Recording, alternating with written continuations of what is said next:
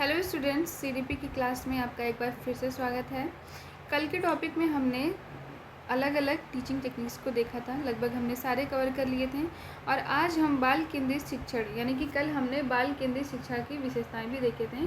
आज बाल केंद्रित शिक्षण और बाल केंद्रित उपागम में हम भेद देखेंगे कि दोनों में क्या डिफरेंस है। तो बाल केंद्रित शिक्षण का मतलब क्या है कि बाल केंद्रित शिक्षण बालक की रुचियाँ, प्रवृत्तियाँ और क्षमताओं को ध्यान में रखकर आयोजित की जाती हैं। इस शिक्षण के द्वारा बालक के व्यक्तित्व का पूर्ण सम्मान करते हुए उसके सर्वांगीण विकास का प्रयास किया जाता है। पाठ्यक्रम, पाठ्य सामग्री, समय, स्थान, मूल्यांकन पद्धतियाँ बालक के अनुकूल रखी जाती हैं। यानी कि बाल केंद्रित शिक्षा क्या होती है या शिक्षण क्या होता है, जिसमें से बच्चे की पर्सनैलिटी को, उसके इंटरेस्ट को, यानी कि उसका रुचि किन चीज़ों में है, वो किस प्रकार का बच्चा है, उसका मानसिक लेवल कैसा है, सारी चीज़ों को ध्यान में रखते हुए उस पर ही केंद्रित शिक्षा कार्य किया जाता है। जबकि बाल केंद्रित उपागम में क्या होता है, ये एक दृष्टिकोण है जिसके द्वारा शिक्षक के स्थान पर बालक को शैक्षणिक कार्यक्रम का मुख्य आधार बनाया गया है। ये शिक्षण प्रक्रिया का विश्लेषण करने की तर्कपूर्ण विधि है जो बाल केंद्रित शिक्षण प्रक्रिया को प्रभावशाली बनाती है। यानी इसमें उपागम का मतलब क्या है, अप्रोच होता है। तो हम देखते हैं कि इसमें ये केंद्रित नहीं है, लेकिन कहीं ना कहीं इसका उद्देश्य बालक से रिलेटेड ही होता है। अब इसका हम डिफरेंस देखेंगे तो चीज़ें ज़्यादा क्लियर होंगी। जैसे बाल केंद्रित शिक्षण में बालक सर्वोपरि होता है, जबकि शिक्षक केंद्रित शिक्षण में शिक्षक सर्वोपरि होता है। बालक की स्वायत्तता और स्वतंत्रता महत्वपूर्ण होती है। शिक्षक वाले में शिक्षक की स्वतंत्रता महत्वपूर्ण होगी। इसमें अधिगम में विद्यार्थी की सक्रिय भागीदारी होगी, जबकि इधर निष्क्रिय भाव से अधिगम होगा। शिक्षक सहयोग द्वारा शिक्षार्थी को प्रोत्साहन देता है, जबकि इसमें शिक्षक शिक्षार्थी का मार्गदर्शन और निरीक्षण करता है। बाल केंद्रित में ज्ञान निर्मित होता है, जबकि शिक्षक केंद्र में शिक्षार्थी शिक्षक से ज्ञान प्राप्त करता है, अतः ये प्रदत्त के रूप में होता है। इसमें बहु अनुशासनात्मक शैक्षणिक बल होता है, जबकि ये अनुशासनात्मक दृष्टिकोण है।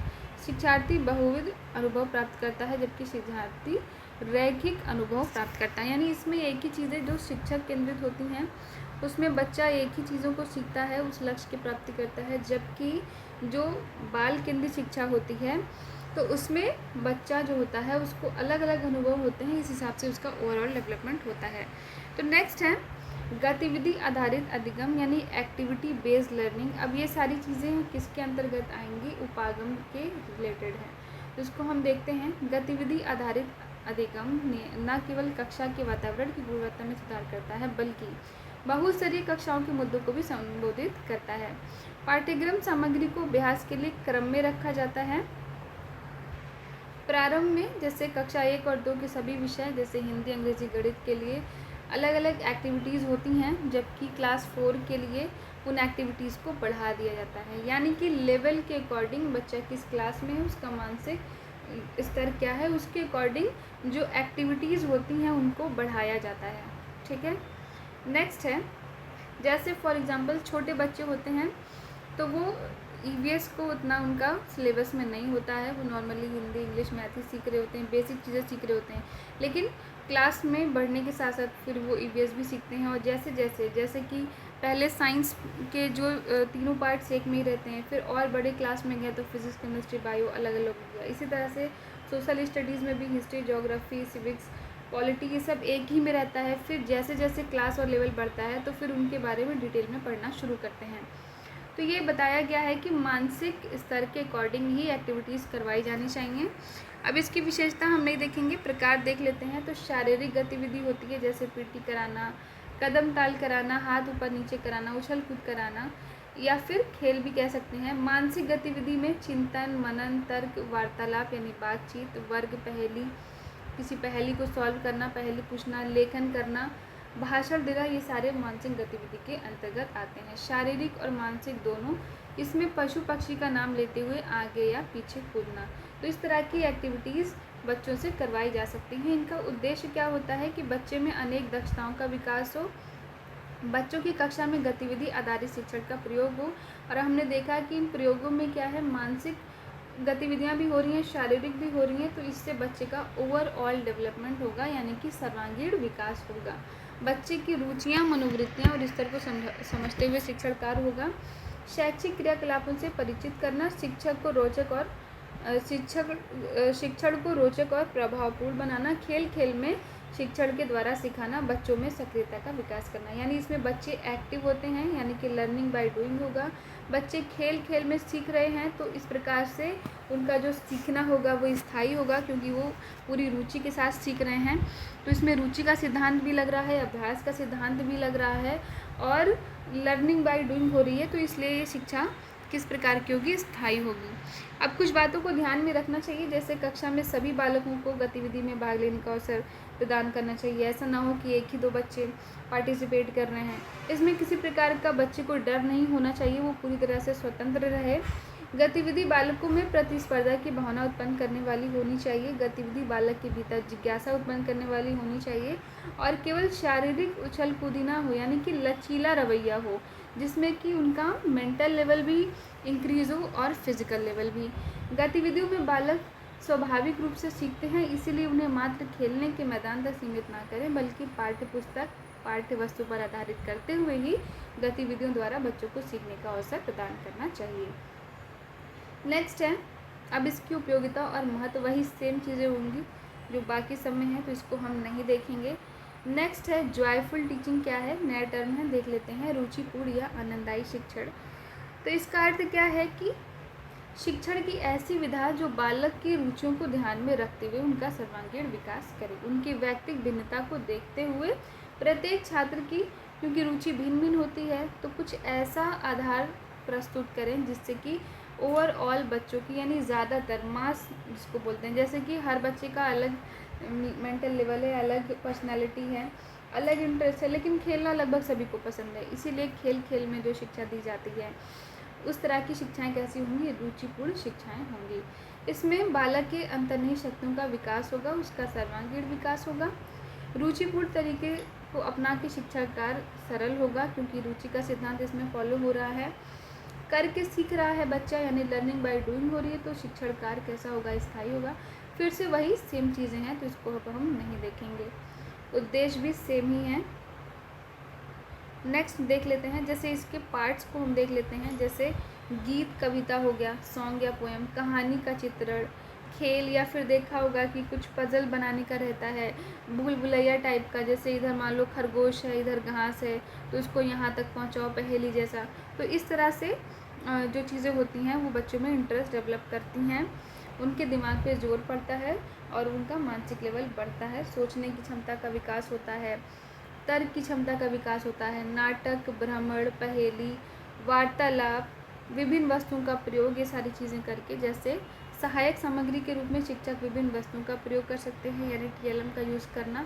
ये सारी चीज़ें किस तरह की टीचिंग के अंतर्गत आती हैं, जॉयफुल टीचिंग, यानी कि बच्चे को इन सब में मज़ा आता है इस तरह से सीखने में, और वो सक्रिय हो जाते हैं, तो सक्रियता का सिद्धांत भी फॉलो हो जाता है, रुचि का सिद्धांत फॉलो हो जाता है, लर्निंग बाय डूइंग हो जाती है। तो इस तरह से लगभग सारे ही अधिगम के जो एस्पेक्ट हैं वो इसमें शामिल हो जाते हैं, तो इसीलिए इस प्रकार का सीखना बहुत ही सरल हो जाता है और स्थायी हो जाता है। नेक्स्ट है, कोऑपरेटिव टीचिंग क्या होती है। तो इसमें सहभागी शिक्षण का समान अर्थ है, शिक्षक और शिक्षार्थियों की सहभागिता, यानी कि जिसमें कि दोनों का इन्वॉल्वमेंट हो। जैसे कि शिक्षा के क्षेत्र में प्रगति होने के साथ शिक्षण के तरीकों को भी प्रभावी बनाया गया है। किस प्रकार से, एक समान पाठ्यचर्या के अंतर्गत समान और विशेष छात्र एक साथ शिक्षा ग्रहण करने लगी। इसके लिए शिक्षक और छात्र दोनों के लिए कुछ विशिष्ट प्रावधान किए गए। सहज शिक्षण को प्रभावी बनाने के तरीके क्या हैं।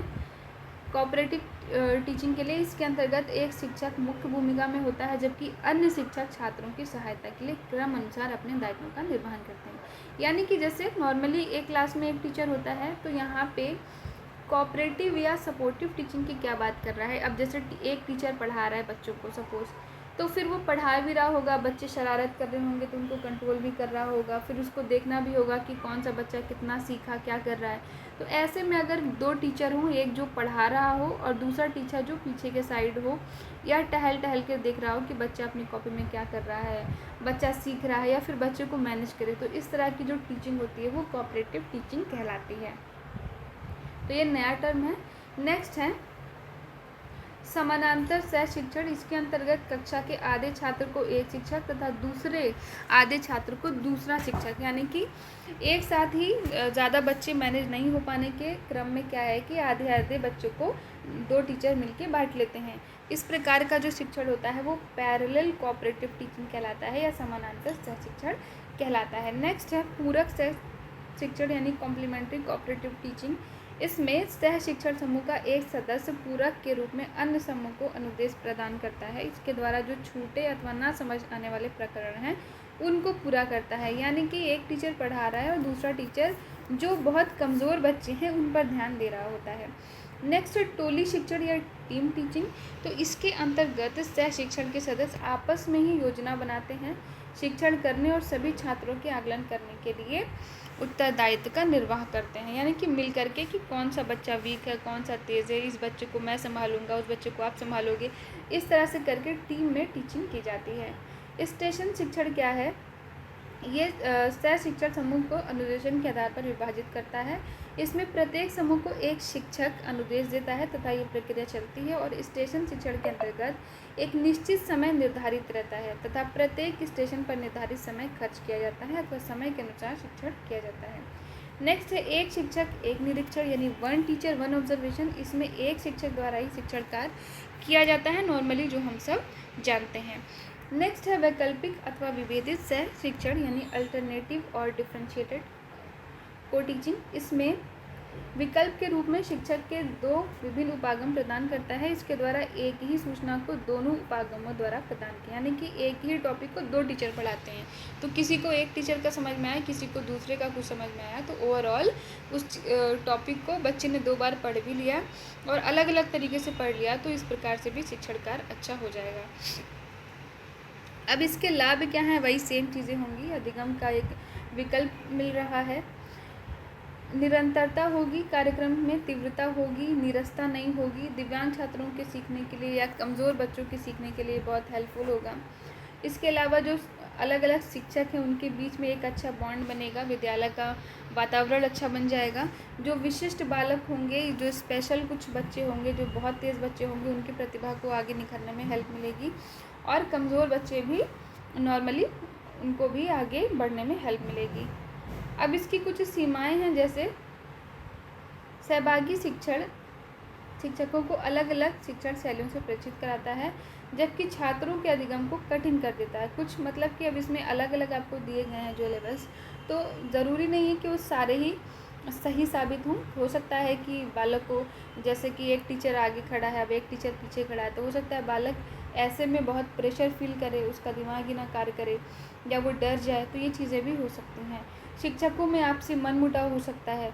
अब फॉर एग्जांपल कि आधे आधे बच्चों को बांटा गया, अब एक टीचर बड़े मन से पढ़ा रहा है, दूसरा वाला टीचर पढ़ा ही नहीं रहा है, तो इस प्रकार से आधे ही बच्चों का विकास होगा, दूसरे का नहीं रह जाएगा अगर उनमें मनमुटाव हो गया, या फिर कोई एक शिक्षक ढीला पड़ जाए। तो ये सारी कुछ सीमाएं हैं। नेक्स्ट है स्किल बेस्ड टीचिंग। इसमें क्या होता है? दक्षता का अभिप्राय व्यावसायिक योग्यता से है, यानी कि कुछ स्किल सीखना, जैसे जॉब के लिए स्पेशली, यानी एक तो हो गया ज्ञान, दूसरा हो गया स्किल। स्किल का मतलब कोई हुनर सीखना जिससे कि आप जीविकोपार्जन के योग हो सकें, यानी कि कमाने के योग हो सकें। तो अब इसमें क्या है, इसमें भी ये छात्र के अनुकूल होना चाहिए, छात्र की अंतर्निहित शक्तियों को जान पहचान करके ही करना चाहिए, यानी कि वही सेम चीज़ें कि इंटरेस्ट होगा जिन चीज़ों में, वही चीज़ें सिखानी हैं और इस कार्य के लिए प्रोत्साहित करना चाहिए। तत्कालिक जीवन से संबंधित होना चाहिए जिससे कि फिर उसका उस स्किल का वो आगे यूज़ कर सके। फॉर एग्जांपल सिलाई, कढ़ाई, बुनाई या पार्लर का, ब्यूटी पार्लर का कोर्स हो गया, या फिर और कोई इलेक्ट्रिशियन का, ये सारे काम कैसे कहलाएंगे? स्किल बेस्ड टीचिंग कहलाएंगे। नेक्स्ट है उपचारात्मक शिक्षण यानी रिमेडियल टीचिंग। ये इंपॉर्टेंट है, नया टर्म है, ध्यान रखें।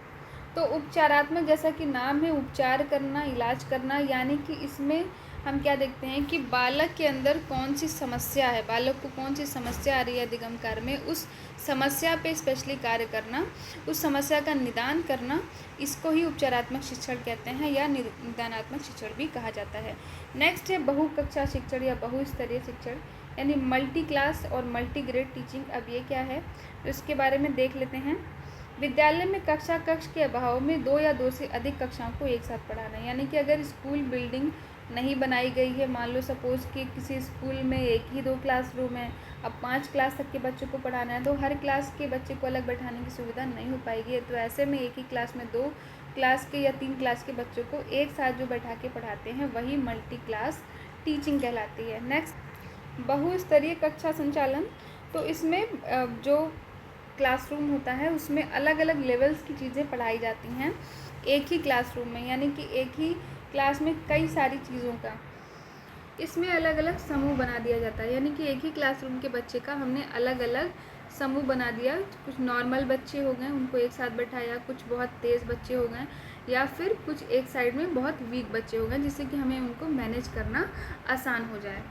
नेक्स्ट है समरी, यानी कि चैप्टर एंड हो चुका है, अब इसका सारांश देख लेते हैं। तो टीचिंग टेक्निक क्या होती है, यानी कि वो स्ट्रेटजी अपनाना, कुछ एक स्पेशल योजना बनाना जिससे कि शिक्षण कार्य सरल हो और ये मनोवैज्ञानिक पद्धति पर आधारित हो। अब इसके अंतर्गत क्या था, प्रश्नोत्तर प्रविधि थी, जिसमें कि हम प्रश्न पूछते हैं बच्चों से, प्रश्नों के माध्यम से उनकी जिज्ञासाएं शांत होती हैं, जिज्ञासा उत्पन्न भी होती है। नेक्स्ट था नरेशन टेक्निक, जिसमें हम किसी एक चीज़ के बारे में उनको डिटेल में बताते हैं, वर्णन में हम और भी ज़्यादा डिटेल में बताते हैं। फिर व्याख्यान या लेक्चर टेक्निक था, जो बड़े लोगों के लिए है, इसमें कि हम एक टॉपिक के बारे में कुछ लेक्चर डिटेल में देते हैं और इसमें कि शिक्षक प्रभावी होता है और बच्चे केवल सुन रहे होते हैं। स्पष्टीकरण में किसी चीज़ों को अच्छे से एक्सप्लेन करना होता है। कथा वाचन में हम स्टोरी के माध्यम से, कहानी के माध्यम से शिक्षा दे रहे होते हैं, स्पेशली छोटे बच्चों के लिए है।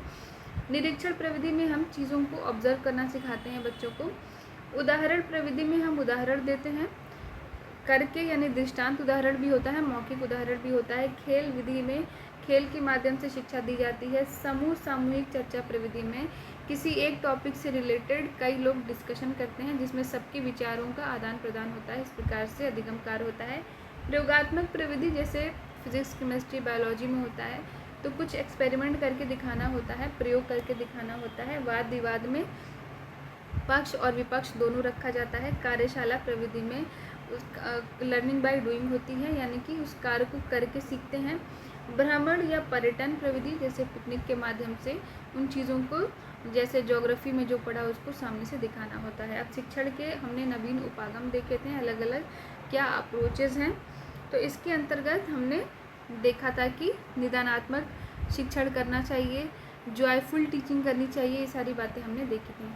तो अब चैप्टर एंड हो चुका है। चैप्टर जो 1 था उसका भी हमने अभ्यास प्रश्न नहीं लगाया था, तो पहले इस प्रश्न का लगा लेते हैं, इस चैप्टर का। उसके बाद फिर फर्स्ट वाले चैप्टर का भी हम आज MCQ यानी बहुविकल्पीय प्रश्न लगा लेंगे। तो पहला है, किसी वस्तु, स्थान या घटना को देखकर उसके बारे में ज्ञान प्राप्त करना क्या कहलाता है, ये निरीक्षण कहलाता है, यानी ऑब्जर्वेशन कहलाता है। उदाहरण प्रवृत्ति कितने प्रकार की होती है, 2 प्रकार की, एक मौखिक होती है, दूसरी दर्शनीय होती है।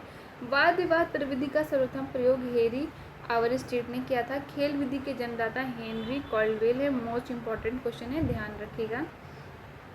खेल किसी कार्य में एक प्रकार का मनोरंजन है, ये वैलेंटाइन का कथन है। उच्च कक्षा के लिए कौन सी प्रविधि इंपॉर्टेंट है, व्याख्यान विधि यानी लेक्चर मेथड।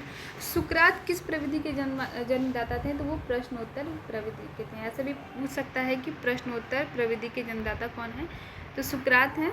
नेक्स्ट है, शिक्षक स्वकथन कहा जाता है विवरण प्रविधि को, यानी कि इसमें शिक्षक खुद ही बोल रहा होता है चीज़ें। दक्षता आधारित शिक्षण के प्रकार है, संज्ञान आधारित भी और परिणाम आधारित भी।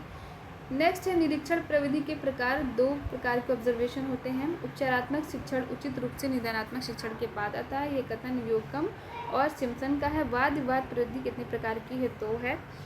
नेक्स्ट है, सहभागी शिक्षण का आशय उस शिक्षण प्रक्रिया से है जिसमें शिक्षक और शिक्षार्थी की पूर्ण सहभागिता निश्चित होती है, ये कथन श्री कृष्ण दुबे का है। छात्रों की त्रुटियों का निराकरण किया जाता है, यानी कि समस्या का निदान उपचारात्मक शिक्षण में। कक्षों की कमी होने पर शिक्षक क्या करता है, बहुकक्षा शिक्षण करता है। प्रश्नोत्तर प्रविधि के जन्मदाता सुकरात हैं। नेक्स्ट है, देखिए इंपॉर्टेंट क्वेश्चन है ये, छात्रों को अपने भाव और विचार को व्यवस्थित ढंग से अभिव्यक्त करना क्या कहलाता है, तो ये वाद विवाद के अंतर्गत आता है। पक्ष और विपक्ष दोनों रख पाते हैं। पाठशाला विद्यालय को उद्यान की संज्ञा किसने दी, ये भी इम्पोर्टेंट प्रश्न है, तो फ्रोबेल ने दी थी। नेक्स्ट है आगमन विधि का प्रयोग किया जाता है व्याकरण में। भ्रमण प्रविधि के चरण हैं। शैक्षिक उद्देश्य का चुनाव, पर्यटन स्थल का चयन, पर्यटन स्थल हेतु सामग्री, ये सारे ही उपयुक्त सभी। प्रयोग प्रदर्शन विधि सर्वाधिक प्रयुक्त होता है विज्ञान विषय में। शिक्षण को आनंददायक, मनोरंजक और रुचिपूर्ण बनाने हेतु खेल विधि का यूज़ करते हैं। शिक्षण प्रविधि के प्रकार कौन कौन से हैं? तो प्रश्नोत्तर भी है, कहानी कथन भी है, वर्णन भी है, उपयुक्त सभी। सहयोग की भावना का विकास संभव। समूह कार्य से बच्चे में कल्पना शक्ति का विकास किया जा सकता है कहानी के द्वारा। उपचारात्मक शिक्षण हेतु क्रियाकलाप कराए जाते हैं, अभ्यास कार्य कराना, खेल और अन्य गतिविधि का आयोजन, समूह चर्चा या उपयुक्त सभी। तो उपयुक्त सभी राइट आंसर है। प्रयोग प्रदर्शन विधि सर्वाधिक उपयोगी है विज्ञान शिक्षण में। सूक्ष्म अवलोकन और निरीक्षण शक्ति विकास में सहायक शिक्षण प्रविधि है। पर्यटन शिक्षण को सुव्यवस्थित और प्रभावपूर्ण बनाने का माध्यम है शिक्षण विधियाँ। नेक्स्ट है शिक्षण विधियाँ आधारित होती हैं शिक्षण सूत्रों पर। किंडरगार्टन शिक्षण पद्धति के जन्मदाता, मोस्ट इम्पॉर्टेंट है ये, फ्रोबेल। प्राचीन कालीन शिक्षण विधियाँ थी शिक्षक केंद्रित थी, जबकि अभी की कैसी, बाल केंद्रित। बचाव निदान का उच्चतम स्तर है नन का, बचाव निदान का उच्चतम स्तर है, यानी prevention is better than cure, ये नन ने कहा है। क्रियापरक शिक्षण विधि का अर्थ है छात्र का अपनी स्वयं की क्रिया के द्वारा ज्ञान प्राप्त करना। कहानी कहने में क्रमबद्ध घटनाओं के वर्णन पर ध्यान रखा जाता है। ये किस प्रकार की शिक्षण प्रविधि है? तो ये विवरण प्रविधि है। बच्चों से कदम ताल करना, हाथ ऊपर नीचे करना, दाएं बाएं मुड़ने के लिए कहना, ये सब गतिविधियाँ कैसी हैं? शारीरिक हैं। नेक्स्ट है उपचारात्मक शिक्षण का प्रमुख कार्य है दोषपूर्ण अध्ययन और अध्यापन के प्रभाव को दूर करना। जैसे इस प्रश्न में क्या था, अगर साथ में जैसे शारीरिक मानसिक दोनों तब होता है, जैसे बोलते हैं कि दाएं बाएं मुड़ते समय गिनती भी गिनो साथ में, या फिर ऊपर नीचे करते हुए कुछ अक्षर बोलना या कुछ शब्दों को बोलना, तो इस प्रकार से मेंटल लेवल भी शामिल होता, तब ये दोनों गतिविधि होती। उपचारात्मक शिक्षण का प्रमुख कार्य दोषपूर्ण अध्ययन और अध्यापन के प्रभाव को दूर करना है। करके सीखने के सिद्धांत आधारित शिक्षण विधि है किंडरगार्टन, मॉन्टेसरी, डॉल्टन, उपयुक्त सभी इंपॉर्टेंट है। विज्ञान शिक्षण में सर्वाधिक सहायक उपयुक्त शिक्षण विधि कौन सी है? प्रयोग परिदर्शन, यानी कि एक्सपेरिमेंट। पर्यटन विधि सबसे उपयुक्त किसके लिए होगा? भूगोल के विषय के लिए होगा। नेक्स्ट है बाल केंद्रित शिक्षण में शिक्षण का केंद्र बिंदु बालक होता है। एक समय में एक से अधिक कक्षा में एक साथ शिक्षा की व्यवस्था करना बहुकक्षा शिक्षण कहलाता है। छात्र की त्रुटियों को जानकर उन्हें दूर करने का प्रयास करना उपचारात्मक शिक्षण है। पर्यटन विधि से छात्रों में क्या विकास होगा? निरीक्षण का या अवलोकन, यानी देख करके चीज़ें वो सीखते हैं, ऑब्जर्व करते हैं। नेक्स्ट है प्रोजेक्ट पद्धति, फॉर एग्जांपल ताजमहल, अब हमने उनको पढ़ा दिया कि अच्छा ताजमहल आगरा में है, ताजमहल शाहजहाँ ने बनवाया है, जो भी चीज़ें सफ़ेद संगमरमर का बनाया, ये सारी चीज़ें हमने बताएं। और दूसरा हम उनको दिखा दें, सामने से दिखा के फिर चीज़ें बताएं, तो दिखा के वो ज़्यादा चीज़ें सीख पाएंगे। सुकराती प्रविधि किसे कहते हैं? प्रश्नोत्तर प्रविधि को, मोस्ट इम्पॉर्टेंट है, बार बार का रिपीटेड है, इसी अभ्यास में ही 3 बार आ चुका है ये प्रश्न। नेक्स्ट है प्रोजेक्ट प्रविधि के जन्मदाता, मोस्ट इम्पॉर्टेंट किलपैट्रिक हैं। नेक्स्ट है व्याख्यान विधि में, ये मोस्ट इम्पॉर्टेंट क्वेश्चन है, प्रोजेक्ट विधि किलपैट्रिक।